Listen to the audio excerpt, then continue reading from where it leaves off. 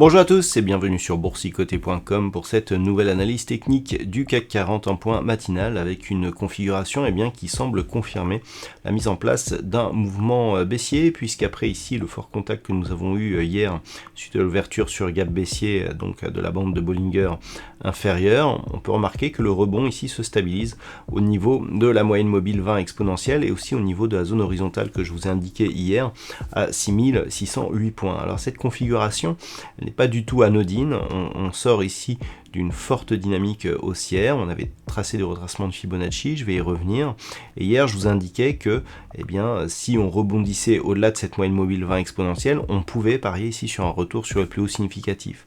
Force est de constater qu'il semblerait actuellement en tout cas que cette zone ici agisse comme résistance, et si on en a une confirmation aujourd'hui avec notamment une accélération ici baissière en direction des 6574 points, on pourrait se mettre en place ici les prémices d'une dynamique baissière durable.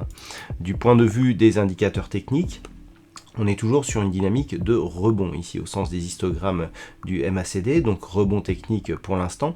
Le RSI quant à lui, il est contradictoire puisqu'on est plus ici sur une trajectoire de sortie de la zone de surachat, ce qui irait plutôt dans le sens d'une poursuite de la consolidation.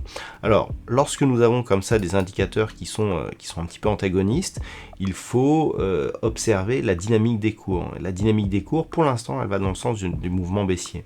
Et nous avons une zone ici qui arbitrera un petit peu ces deux dynamiques possibles.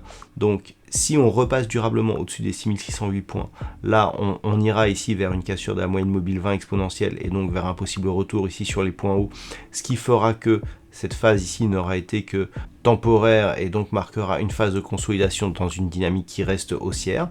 Par contre, si on commence ici à accélérer à la baisse, à revenir par exemple sur 6574 points et sur 6521, là clairement on sera sur une impulsion qui s'est invalidé puisqu'on a contact sur la balle opposée, retour sur la moyenne mobile 20 exponentielle qui agit comme résistance et donc poursuite du mouvement baissier.